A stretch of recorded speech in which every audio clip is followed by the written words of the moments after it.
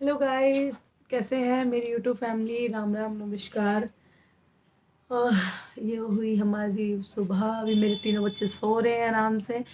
तो मैंने सोचा कि मेरे काफ़ी सारे रिक्वायरमेंट थी कि मैं इस वीडियो बनाए।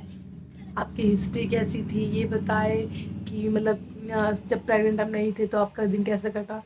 मेरे को पता है क्या, जब मेरी न्यूली मैरिड हुई तो 1 साल तक मैंने पूरा कोशिश किया कि कंसीव हो जाए। तो नहीं हो पा रहा था। तो फिर आपको पता है, लोगों की सुनने को भी बहुत मिलती है, कब करोगे कब करोगे कब करोगे। वो सामने वाले की प्रॉब्लम नहीं सुनते कि क्या दिक्कत है, वो इन्हें ये नहीं पता कि भाई क्यों नहीं हो रहा। बट वो जान खाने को हाजिर होते हैं कि भाई हो नहीं रहा, कर नहीं रहे, तुम जानबूझ के नहीं कर रहे हो। ये वो मेरा ना शूट का काम था, मैं हरियाणवी सॉन्ग वगैरह बनाती थी। तो सबको लगता था कि मैं मॉडलिंग के चक्कर में मैं बेबी नहीं करना चाहती क्योंकि मेरी बॉडी ख़राब हो जाएगी, ये वो वगैरह वगैरह। मतलब सब ऐसे बोलते थे मुझे। बट मैंने कहा, बट मेरा ऐसा कुछ भी नहीं था। मैं ये चाहती थी जैसे मेरी शादी हो, अगर जब भी जैसे कंसीव होगा मैं वैसे ही रखूँगी। मैं कभी उसको हटाऊँगी नहीं कि हाँ मुझे अभी नहीं चाहिए, मुझे बाद में चाहिए। मेरे दिमाग में कभी ये चीज़ आई ही नहीं। बट ठीक है, भगवान को जब लेट ही दे रहे थे तो कोई दिक्कत नहीं है।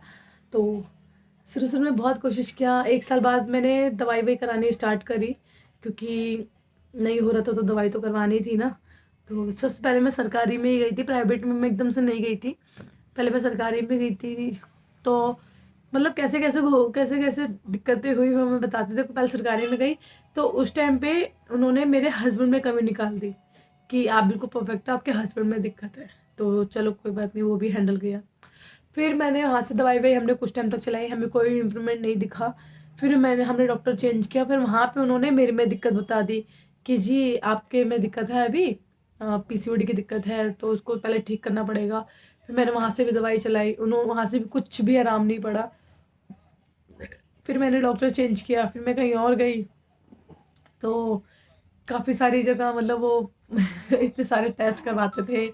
कहते हैं ना, अंदर से वजाइना के अंदर से मांस निकालते थे, उसको टेस्ट के लिए देते थे। बहुत सारे टेस्ट हुए हैं। बहुत तकलीफ भी होती थी टेस्ट कराने में ना। तो एटलीस्ट मैं टेस्ट कराने के लिए जाती थी, मैं डॉक्टर के पास जाती थी, मैं मेरे हस्बैंड डॉक्टर के पास जाते थे। तो सबको लगता था कि हम घूमने फिरने के लिए जा रहे हैं। तो बहुत दुख होता था सुन के कि मतलब सब ऐसे कह रहे हैं कि हम इतनी मजबूरी में हम डॉक्टर के पास जा रहे हैं, सब कह रहे हैं कि घूमने फिरने जाते हो। तो दिन बहुत मुश्किल से कटे हैं हमारे। फिर ऐसे करते-करते हमने बहुत डॉक्टर चेंज किए क्योंकि कहीं से इलाज नहीं हो पा रहा था हमारा ठीक से। और एक डॉक्टर से हम दिखा रहे थे, वो प्राइवेट की लोकनायक की डॉक्टर थी वो, उसे दिखा रहे थे। तो वो उसने बता दिया कि तुम्हारे बच्चेदानी में टीबी है। मैं और टेंशन में हो गई कि मतलब बच्चेदानी में टीबी है, क्या होगा क्या नहीं होगा। मैं बहुत रोई भी थी उस टाइम पे। तो मेरे हस्बैंड ने मुझे सँभाला कि नहीं, जो होगा सब कुछ ठीक होगा, ये वो। तो वो भी हमारा टाइम कट गया। पर जब मुझे पता लगा ना कि वो उससे भी हमारा कंसीव नहीं हो रहा, फिर मैंने वहाँ से भी छोड़ दिया था।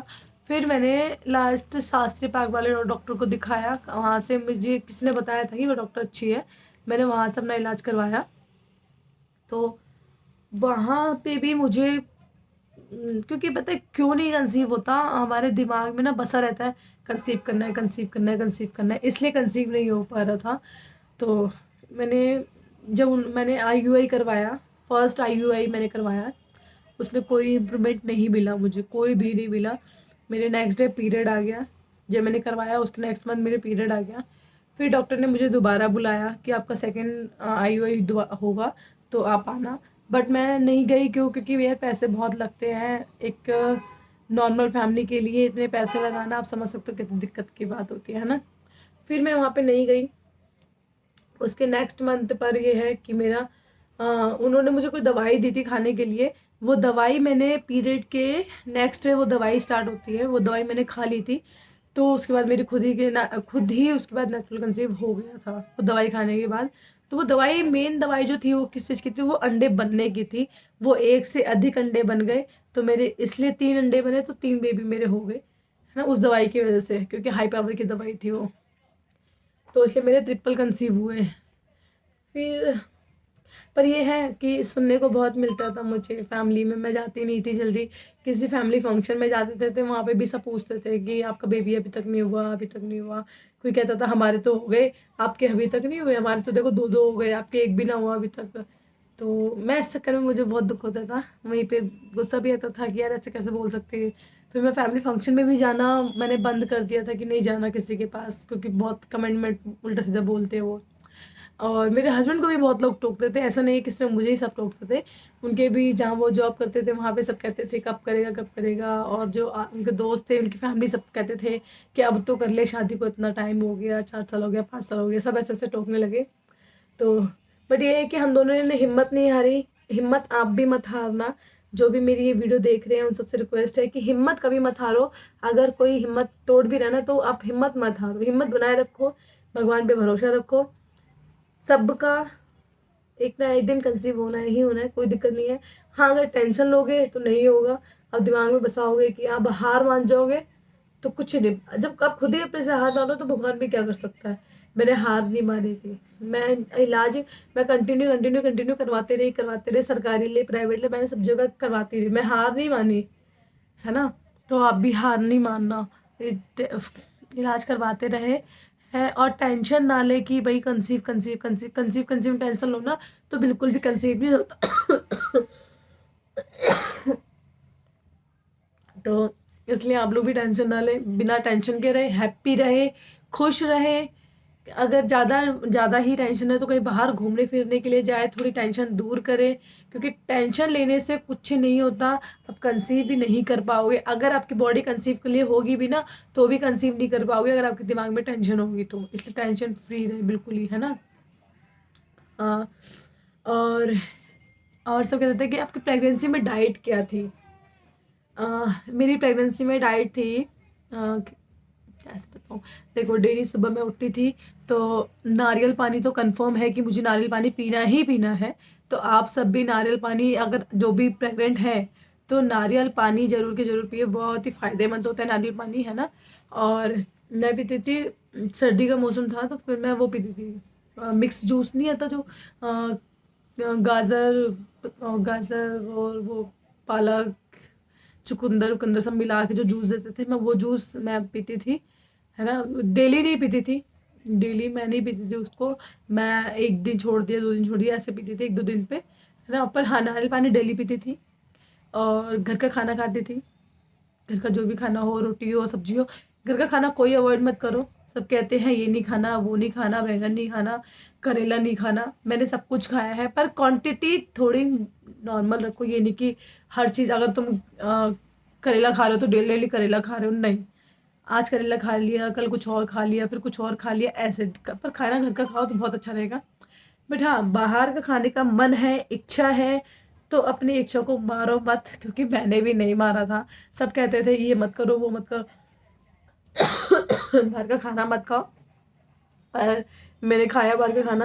मेरे को मोमोज खाया, चिली पोटैटो खाया, फ्रेंच फ्राइज खाया, और तो और मैं वो डोसा तो मैं डेली खाती थी, डेली। मुश्किल से मुश्किल 1-2 दिन बीच में गैप हो गया तो हो गया कभी-कभार, अदरवाइज़ मेरे को डोसा तो खाना ही खाना है। डोसा मैं खाती ही खाती थी। और अ, ड्राई फ्रूट्स खाओ, ड्राई फ्रूट मैंने भी खाया था। कहते हैं गरम होता है, कुछ नहीं। तीसरे महीने के बाद आप एक मुट्ठी ड्राई फ्रूट डेली खाओ, बहुत फ़ायदेमंद होता है। मैं इकट्ठे ड्राई फ्रूट के पैकेट मंगवा रखा था मैंने बड़ा सा, मैं वो ड्राई फ्रूट खाती थी। और पानी की मात्रा खूब रखो, पानी खूब ज़्यादा पियो। कई ये सोचते हैं कि यार रात-रात को वॉशरूम आती है, हम इतना पानी नहीं पिएँगे, नहीं। पानी, अगर पानी नहीं पियोगे तो बच्चेदानी में पानी, बच्चे के आस-पास जो लिक्विड होता है, जो वाटर होता है वो कम पड़ जाएगा तो फिर बच्चे को दिक्कत होती है। तो पानी आपको जितनी बार वॉशरूम में अब जाओ, कोई दिक्कत नहीं है, रात को भी आती है। हम पता है कि परेशानी होती है, रात को उठ-उठ के वॉशरूम जाना बहुत दिक्कत होती है। मुझे भी बहुत परेशानी होती थी, यार अभी तो वॉशरूम होके आई थी, फिर वॉशरूम आ गया। बट ये था कि मैं जितनी बार वॉशरूम जाती थी उतनी बार आके वापसी में पानी पीती थी। तो आप भी पानी पीना ना भूलें।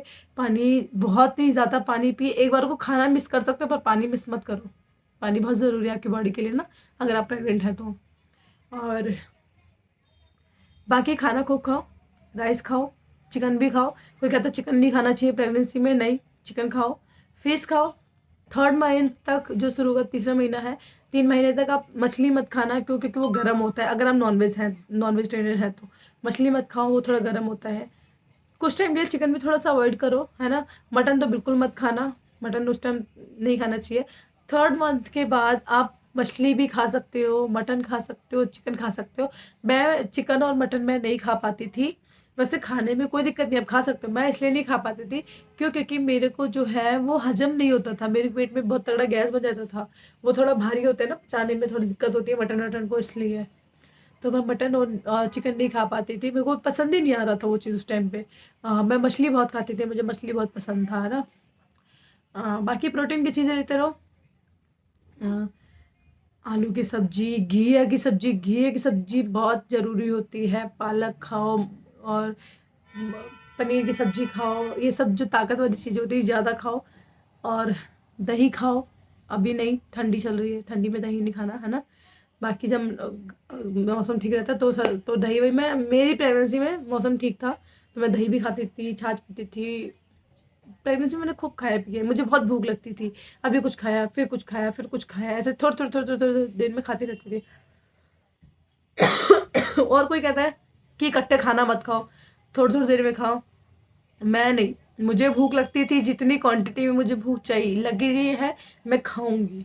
अगर मुझे अच्छी क्वांटिटी में भूख लगी तो मैं वो भी खाऊंगी। मैं इसका इंतजार नहीं करूंगी कि नहीं यार मेरा पेट हैवी हो जाएगा, मैं इतना खाना नहीं खाऊंगी, मैं थोड़ी देर बाद खाऊंगी। नहीं, थोड़ी देर बाद भूख लगी मैं दोबारा खाऊंगी। बट जितनी आपको भूख लगी उतना खाएं। अपने मन को मारे ना कि यार अभी नहीं, इतना ही खाना है, इतने फिर ज़्यादा खाऊंगी तो दिक्कत हो जाएगी, कोई दिक्कत नहीं होती। बाकी थोड़ा अपना उठने बैठने में थोड़ा ख्याल रखें। और मुझे पूरा बेड रेस्ट बोल रखा था प्रेगनेंसी में, पर अपने बॉडी को आप जितना एक्टिव रखेंगे, आपका बेबी आप उतने हेल्दी रहेंगे। ये नहीं बोला कि अगर डॉक्टर ने बोला है कि बेड रेस्ट करो तो आप पूरे बिस्तर पे पड़ गए जाके, हाँ कि सिर्फ वॉशरूम के लिए उठ रहे हो, खाने पीने के लिए उठ रहे हो, नहीं। उठो, एक्टिव रहो, घूमो फिरो, ठीक है। बस थोड़ा ट्रैवलिंग का थोड़ा ध्यान रखो, अपना भी ध्यान रखो कि अगर कहीं जाना आना भी करो तो थोड़ा बहुत ध्यान रखो कि मतलब थोड़ा ऊपर नीचे जो जगह आ जाती है, जो रास्ते खराब आते हैं, उस चीज़ से बचो। क्योंकि तो पेट में झटका नहीं लगना चाहिए।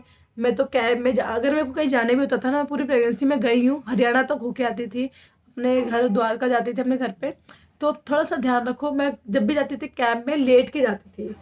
लेट के क्या होता है कि मतलब पेट में ना थोड़ा जो झटके लगते हैं वो कम लगते हैं, तो बेबी को कोई दिक्कत नहीं होती। मैं इसलिए लेट के जाती थी कैब में आराम से।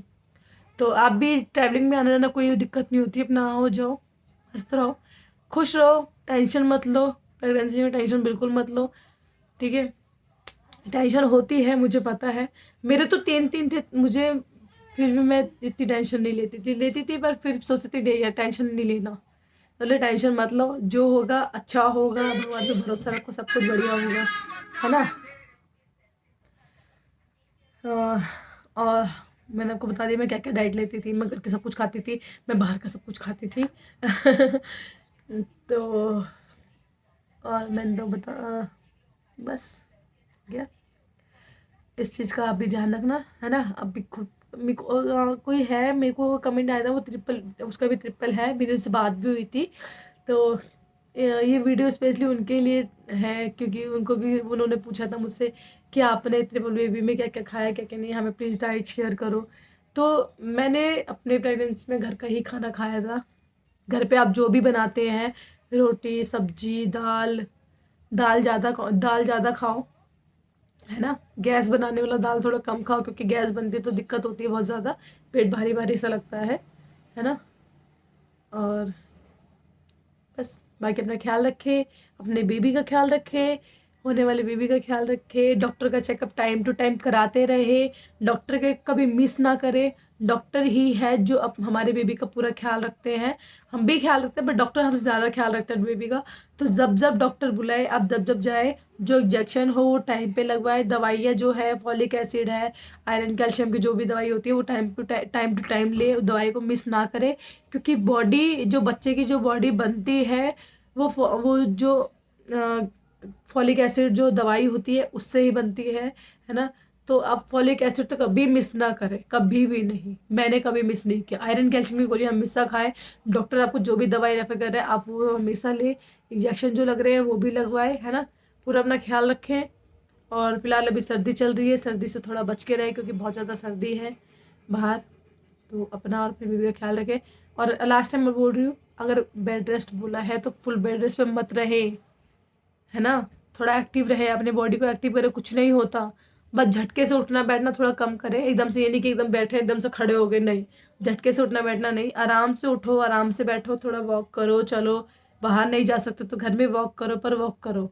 तो बॉडी जितनी एक्टिव रहेगी वे भी उतना अच्छा रहेगा, है ना। तो आज के लिए बस इतना ही। बाकी अगर कोई और रिक्वायरमेंट हो तो आप मुझे कमेंट करना, मैं नेक्स्ट वीडियोस पे बनाऊंगी। क्योंकि अब मेरे बेबी के उठने का टाइम हो गया और मुझे और भी बहुत सारे काम हैं, मुझे वो भी निपटाने हैं, है ना। तो ठीक है, okay, bye bye. Next video के लिए तैयार रहना, है ना। Bye bye.